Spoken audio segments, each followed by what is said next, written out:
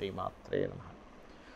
ప్రేక్షకులకి ఆ లలితాంబిక అమ్మవారి యొక్క అనుగ్రహం పరిపూర్ణంగా కలగాలని మనస్ఫూర్తిగా కోరుకుంటూ మనం ఈరోజు చెప్పుకోబోయేటువంటి టాపిక్ ఏమిటి అంటే, ప్రతి లగ్నము లేదా లగ్నం తెలియని వారి రాశి వారికి అసలు ఎటువంటి శాపము అనేటువంటిది ఉంటుంది, ఎటువంటి యోగం అనేటువంటిది ఏర్పడుతుంది ఇన్బిల్ట్గా. అయితే ఇది జనరల్గా ఉండేటువంటి శాపము, దానికి సంబంధించిన పరిహారము వేరైతే, ఎవరికి వారికి ఇండివిజువల్ చార్ట్ బట్టి శాపము, యోగము, కర్మ ఇవన్నీ ఉంటాయి. ఎందుకు అసలు ఏర్పడుతుంది శాపం అనేటువంటిది అంటే బాగా అర్థం చేసుకోండి. ఇక్కడ మనమే మనంతట మనమే స్వయంకృప అపరాధము అంటారు. తెలుసో తెలియకో ఒక్కోసారి జరిగితే, ఒక్కోసారి మనంతట మనమే సమ్ కర్మాస్ చేస్తుంటాం. ఏమిటి ఆ కర్మాస్ అంటే, ఎవరినో భయంకరంగా తిట్టాం, మనసు బాధపడింది, చంద్రుడి ద్వారా వస్తుంది. అంటే మనకి ఈ జన్మలో మానసికమైన ఇబ్బంది పడుతూ ఉంటాం.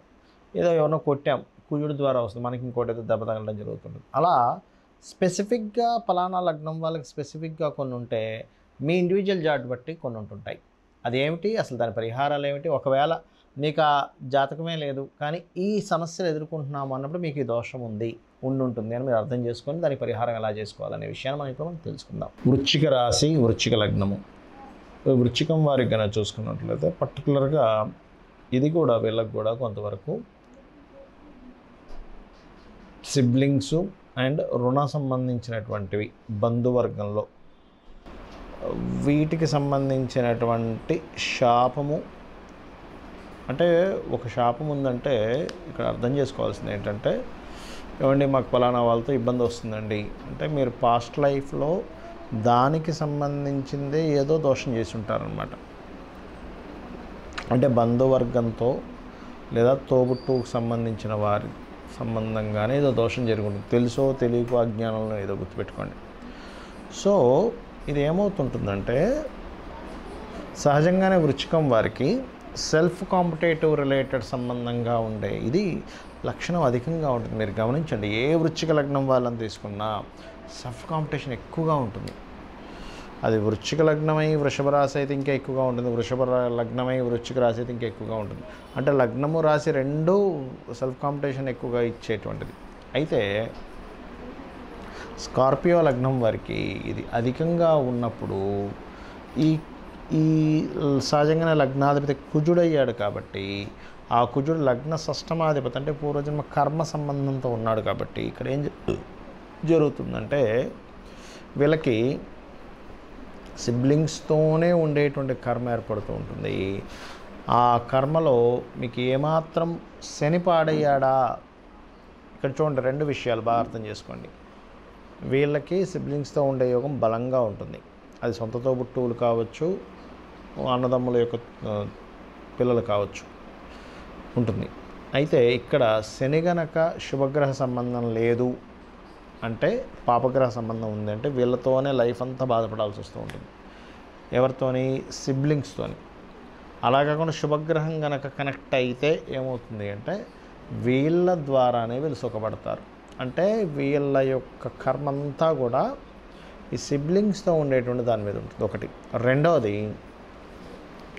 అన్ని లగ్నాల కంటే స్కార్పియో లగ్నం వాళ్ళు షేర్ మార్కెట్లు ఎక్కువగా పోగొట్టుకుని ఉంటారు. అదేమిటండి, ఎందుకండి అంటే, వీళ్ళకి సహజంగానే షేర్ మార్కెట్లోకి వెళ్ళేటువంటి యోగం ఎక్కువగా ఉంటుంది. 25, 8, 11 కాంబినేషన్ అని చెప్పాను లాస్ట్ టైం, నేను మీకు చాలా వీడియోస్లో చెప్పాను. షేర్ మార్కెట్ కంటే 2, 5, 8, 11 కాంబినేషన్ ఉండాలండి అని. వీళ్ళకి మీరు గమనించినట్లయితే 2 అధిపతికే 5వ ఆధిపత్యం వచ్చి ఉంటుంది. వృశ్చికం వారికి 8వ అధిపతికే 11వ ఆధిపత్యం వచ్చి ఉంటుంది. ఈ బుధుడు గురువు గనక కనెక్ట్ అయ్యారు, ఒక నీచభంగ రాజ్యోగం ఏర్పడింది లేదా ఒక విపరీత రాజ్యోగం ఏర్పడింది, ఇంక వీళ్ళకి తిరిగి ఉండదు షేర్ మార్కెట్లో. అలా కాకుండా ఇక్కడ ఏమాత్రం బుధుడు స్పాయిల్ అయినా గురువు స్పాయిల్ అయినా ఏమైపోతుందంటే, వీళ్ళ కర్మ ఎలా ఉంటుందంటే, మంచి చక్కగా అంతా ఉండి కూడా ఒక్కసారి సడన్గా ఏదో షేర్ మార్కెట్లోకి ఎంటర్ అవ్వడం. ఇదంతా మీకు ఎందుకు చెప్తున్నానంటే, మీ జన్మజాతకంలో కనుక బుధుడు గురువు పాడయ్యాడు, అది పాస్ట్ లైఫ్ కర్మ లేదా ఒక శాపము, ఒక ఇది మిమ్మల్ని వెంటాడుతుంది షేర్ మార్కెట్ రూపంలో, గుర్తుపెట్టుకోండి. బుధుడు గురువు పాడయ్యాడు, అయిపోయింది. ఇంకా ఎంటర్ అయ్యారో అయిపోతుంది. ఎంటర్ అవ్వనంతసేపు మిమ్మల్ని ఎవ్వరేం చేయలేరు.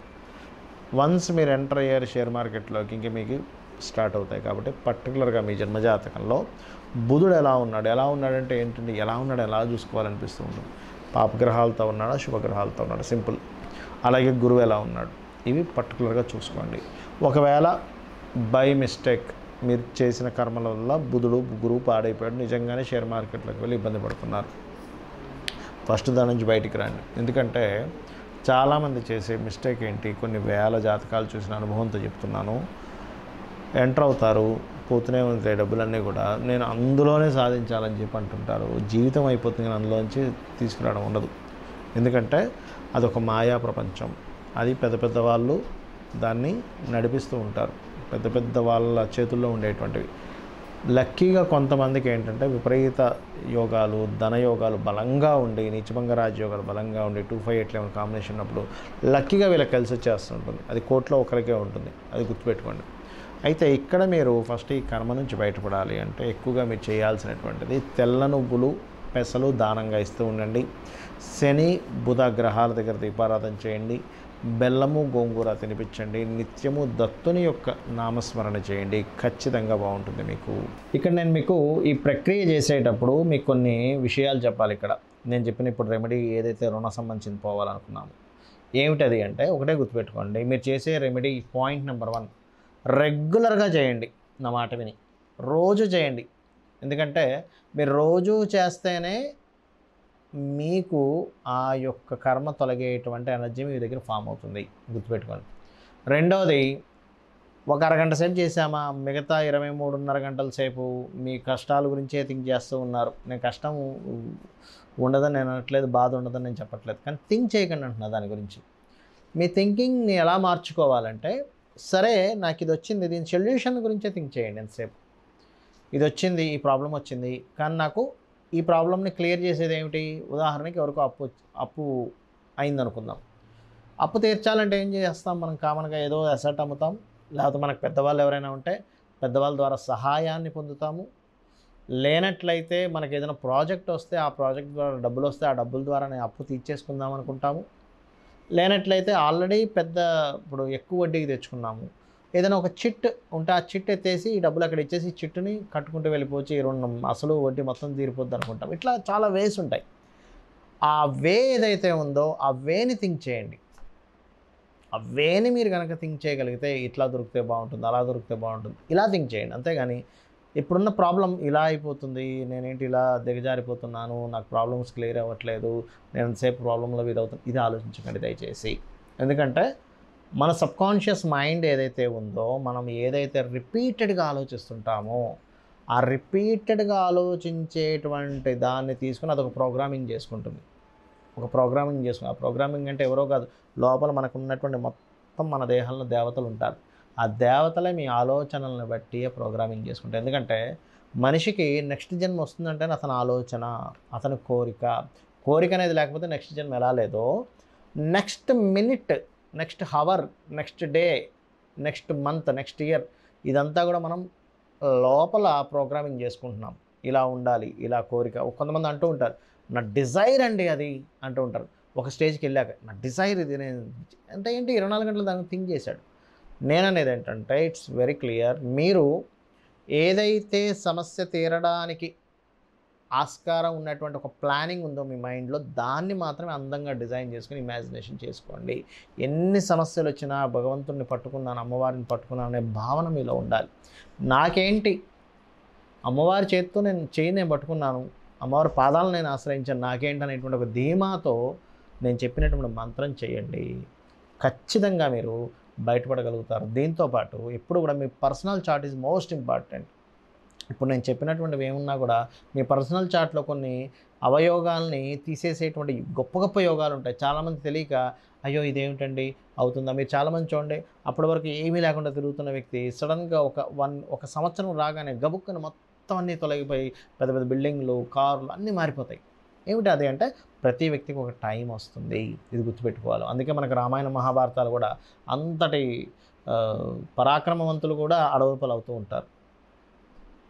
మాకేంటి వాళ్ళని నడవపాలు చేసే మొత్తం మాదే రాజ్యం అనుకునేసరికి వాళ్ళందరూ పుంజుకొని వచ్చి మళ్ళీ యుద్ధం చేసి వీళ్ళందరినీ సంహరించడం జరుగుతుంది. అంటే ఏమిటి, సమయం అనేటువంటిది చాలా చాలా అంటే చాలా ప్రాక్టికల్గా మన కళ్ళ ముందుని మార్చేస్తూ ఉంటుంది. కాబట్టి సమయం కోసం మనం వెయిట్ చేస్తూ ఉండాలి, అమ్మవారిని పట్టుకోవాలి, మీ యొక్క జీవితాన్ని పరిపూర్ణంగా మార్చుకోవాలి, మార్చుకుంటారని కోరుకుంటూ శ్రీమాత్రే నమః.